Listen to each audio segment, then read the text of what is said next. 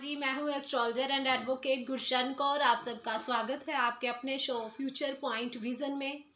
आज का जो मैं टॉपिक लेके आई हूँ वो मेरी बहनों के लिए बहुत ही ज़्यादा खास है, क्योंकि मेरे पास बड़ी कॉल्स आती हैं, बहुत से ऐसे क्लाइंट्स आते हैं जो कि कहते हैं कि मैम हमें जो है बच्चे का सुख जो है वो नहीं मिल रहा, यानी कि बच्चे की प्राप्ति होने में जो है वो देरी हो रही है या कब होगा। तो इन चीज़ों के लिए जो मैंने देखा कि ये प्रॉब्लम बहुत ज़्यादा आ रही है, तो मैंने बोला कि क्यों ना इसी पे ही एक एपिसोड कर दिया जाए। और वैसे भी हमारी भारतीय संस्कृति में जो है जब एक लड़की की शादी हो जाती है तो वो तभी पूर्ण रूप से एक नारी मानी जाती है जब वो एक बच्चे को जन्म देती है। सो मैं तो यही गुजारिश करती हूँ उस भगवान के आगे भी कि हर एक माँ को जो है बच्चे का सुख प्राप्त हो। और आज हम इसी टॉपिक पर बात करते हैं कि कुंडली में ऐसे कौन से ग्रह हैं जो औलाद की प्राप्ति करवाते हैं। ठीक है। और मैं जो हूँ काफ़ी अब अपने ओर से जो है कोशिश कर रही हूँ कि मैं अपने कंटिन्यू रखूँ इस चैनल पे जो मैं आपके लिए प्रोग्राम लेके आती हूँ, ताजो मेरे वेट जो मेरे भाई बहन मेरी कर रहे होते हैं कि मैम अब कौन सा टॉपिक लेके आएंगे ताजो हम कुंडली के बारे में जान सकें। सो चलते हैं अपने टॉपिक को कंटिन्यू करते हैं कि बच्चे की प्राप्ति जो है वो किन ग्रहों के कारण होती है और किन ग्रहों के कारण नहीं होती। सबसे पहले बात करें कुंडली के अंदर 5th हाउस की, कि कुंडली के अंदर ये देखिए मैंने एक कुंडली बनाई है। वैसे तो मैंने 5-6 कुंडलियां बना के रखी है क्योंकि टाइम बहुत कम होता है, तो मैंने बोला कि पहले से ही रेडी करके रखती हूँ। तो 1 बाय 1 जो है हम हर एक कुंडली को जो है वो रीड करेंगे, किस प्रकार से देखना है कि ये एक कुंडली है, ये सभी को मालूम है। और कुंडली के अंदर 12 घर होते हैं और कुंडली के ये 1st हाउस होता है लगन, 1st, 2nd, 3rd, 4th और 5th। कुंडली का जो 5th हाउस होता है, 5th हाउस जो है ये बच्चे का घर भी होता है प्लस ये स्टडी का घर भी होता है। कि कुंडली के 5th हाउस में हम बच्चे का योग भी देखते हैं कि बच्चा जो है वो कब पैदा होगा, और इसको स्टडी का घर भी कहा जाता है कि जो विद्या हम लोग ग्रहण करते हैं वो भी यहीं से देखी जाती है। ठीक है। और इस घर का जो कारक ग्रह है वो है गुरु, जुपिटर।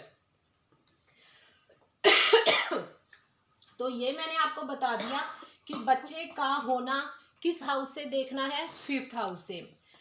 अब एक कहावत तो आपने सुनी होगी कि दिए तले अंधेरा क्यों होता है, कि दिया खुद तो रोशनी करता ही है लेकिन उसके अपने नीचे जो है वो दूसरों के लिए रोशनी पैदा करता है, लेकिन उसके अपने नीचे जो है क्या होता है, अंधेरा होता है।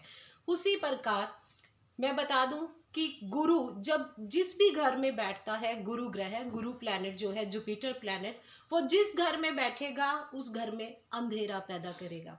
लेकिन जब उसका आस्पेक्ट जिस घर में पड़ेगा, उसकी दृष्टि जिस घर में पड़ेगी, वह घर जो है वो रोशनाई हो जाएगा।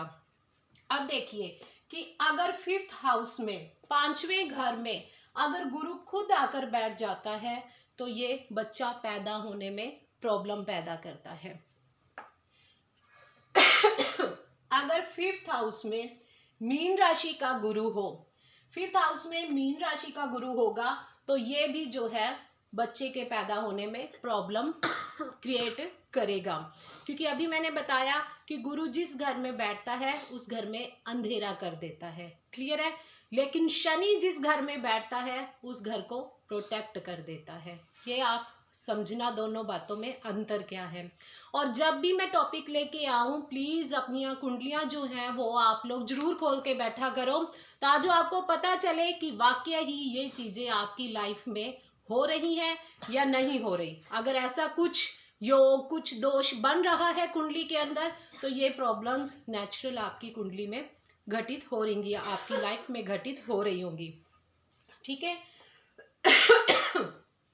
पहले 1st कुंडली को ही हम लोग जो है प्रॉपर से रीड करते हैं कि अगर मीन राशि का गुरु जो है वो 5th हाउस में होगा तो बच्चा पैदा होने में जो है वो प्रॉब्लम आएगी। उसके बाद अगर मंगल ग्रह जो पुत्र का कारक माना जाता है, मंगल ग्रह का 4th एस्पेक्ट या उसका 8th एस्पेक्ट या उसका 7th एस्पेक्ट जो है वो 5th हाउस पर पड़ेगा तो पुत्र सुख की जो है प्राप्ति होगी ही होगी, ये क्लियर है। अगर उस पर किसी भी मालेफिक प्लैनेट का जो है एस्पेक्ट नहीं पड़ रहा तो प्रॉब्लम नहीं आएगी। देखो ये है मंगल, ये 2nd हाउस में लिखा मैंने, मंगल 2nd हाउस में है, इसका 4th एस्पेक्ट जो है वो 5th हाउस पे पड़ रहा है, 1st 2nd 3rd और 4th। तो ये क्लियर है कि पुत्र सुख की प्राप्ति जो है वो होगी। और ये मंगल जो है 10th हाउस में पड़ा है, 10th हाउस से यहाँ 7th एस्पेक्ट और 8th एस्पेक्ट इसका 5th हाउस पे। अगर मंगल को हम ले 11th हाउस में तो इसका 7th एस्पेक्ट जो है वो 5th हाउस पे पड़ रहा है। सो मंगल का 4th 7th और 8th एस्पेक्ट अगर 5th हाउस पे पड़ता है तो ये क्लियर है कि पुत्र सुख की जो प्राप्ति है वो होगी। उसके बाद इस कुंडली में एक और चीज है, वो क्या है कि अगर सूर्य जो है वो 11th हाउस में हो, सूर्य अगर 11th हाउस में होगा तो उसका 7th एस्पेक्ट जो है वो 5th हाउस पे पड़ेगा। जब सूर्य का 7th एस्पेक्ट 5th हाउस पे पड़ेगा तो ऐसा पुत्र जो है वो अत्यंत प्रभावशाली होगा, क्योंकि सूर्य किस चीज का कारक है, सूर्य हीट का कारक है ना, उसमें गर्मी बहुत ज्यादा होती है, उसमें बड़ी तपश होती है, बड़ा प्रभावशाली होता है। सो उसी तरह अगर सूर्य का 7th एस्पेक्ट 5th हाउस पे बढ़ता है तो वो बच्चा जो है बहुत अत्यंत प्रभावशाली होगा। अपनी कुंडलियों के साथ मैच जरूर करते जाइए, सो नहीं जाना कहीं आपने। सो नेक्स्ट कुंडली पे चलते हैं। ये मैंने सिंह लगन की कुंडली बनाई है। इसमें देखिए सिंह लगन की कुंडली में अगर 5th हाउस में धनु राशि का अगर गुरु होगा, सिंह लगन की कुंडली है और इसमें 5th हाउस में कौन सी राशि आ रही है, धनु राशि आ रही है। अगर धनु राशि का गुरु होगा तो वो भी बच्चा पैदा करने में प्रॉब्लम क्रिएट करेगा ही करेगा। मैं फिर से रिपीट कर रही हूँ कि वृश्चिक राशि में मीन राशि का गुरु अगर 5th हाउस में है और सिंह लगन में धनु राशि का गुरु जो है वो 5th हाउस में है तो बच्चा पैदा होने में प्रॉब्लम होगी ही होगी। क्लियर। उसके बाद अगर हम ले कि 5th हाउस में बुध ग्रह बैठा है, ठीक है जी, 5th हाउस में बुध ग्रह बैठा हो और ऊपर से देखिए, एक तो मैं ये क्लियर कर दूं, वैसे तो तकरीबन मैं बता ही देती हूँ कि सभी ग्रहों की जो है 7वीं दृष्टि होती ही होती है। क्लियर, ठीक है जी। अब देखिए कि बुध ग्रह जो है वो 5th हाउस में बैठा हो और शुक्र और चंद्र की 7th एस्पेक्ट जो है 7th उसकी 7वीं दृष्टि वो बुध ग्रह पर पड़े तो लड़की पैदा होती है। ठीक है जी। नेक्स्ट चलते हैं। अगर शनि को लेते हैं, वैसे तो शनि को मालेफिक प्लैनेट बोला जाता है ना। शनि ग्रह जो है अगर वो 5th हाउस में मकर राशि में हो या कुंभ राशि में बैठा हो 5th हाउस के अंदर तो लड़की पैदा होती है। कभी कभार तो ऐसे केस भी हो जाते हैं कि बच्चे जो हैं वो बचते भी नहीं है। ठीक है। उसके बाद चलते हैं कि देखिए मिथुन लगन की कुंडली मैंने बनाई है। मिथुन लगन की कुंडली में 5th हाउस में अगर सूर्य बैठा हो, मिथुन लगन की कुंडली में अगर 5th हाउस में सूर्य बैठा हुआ हो तो ऐसा बच्चा जो है वो बहुत प्रभावशाली होता है। अगर 5th हाउस का लॉर्ड शुक्र मान ले, 5th हाउस का लॉर्ड शुक्र अगर लगन में 3rd हाउस में या 8th हाउस में हो तो लड़की पैदा होती है।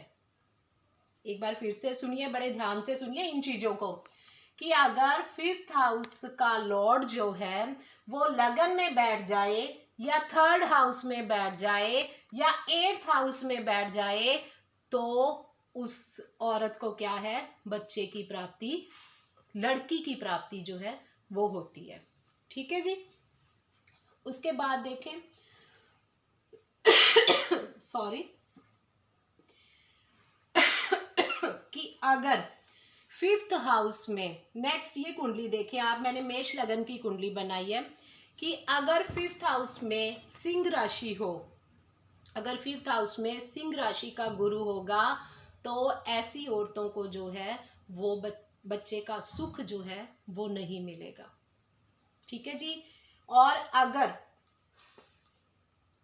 कन्या राशि जो है वो 5th हाउस में होगी और कन्या राशि का गुरु होगा 5th हाउस के अंदर, तो ऐसे भी जो है बच्चे का सुख जो है वो प्राप्त नहीं होता, यानी कि औलाद की प्राप्ति जो है वो नहीं होती।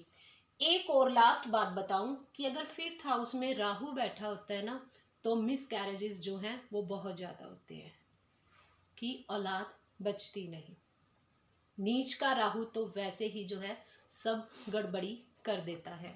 सो मेरा मकसद तो यही होता है कि जो भी सबसे ज़्यादा प्रॉब्लम्स जैसे जैसे मेरे पास आती हैं, तो मैं उन प्रॉब्लम में से जो सबसे ज़्यादा प्रॉब्लम आती है उस चीज़ को लेकर आप लोगों के सामने आऊँ। और वैसे भी बड़े दिनों से मेरे दिमाग में ये चल रहा था कि संतान प्राप्ति को लेकर जो है क्यों ना एक टॉपिक मैं आप लोगों के सामने लेके आऊँ।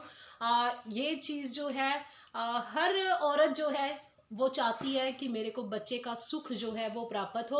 आज मैंने आप लोगों से ये बात की कि कैसे ग्रह जो है योग बनाते हैं बच्चे की प्राप्ति के लिए, और कौन से ऐसे ग्रह हैं जो बच्चे की प्राप्ति होने में रुकावट डालते हैं।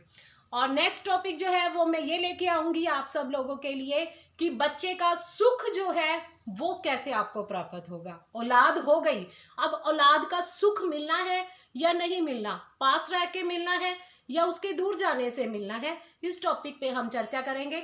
सत श्री अकाल।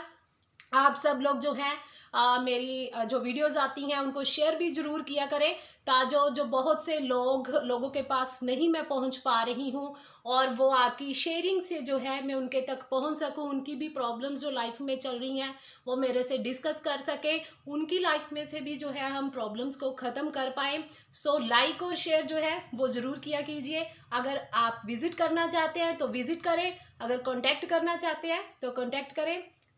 खुश रहें। सत श्री अकाल।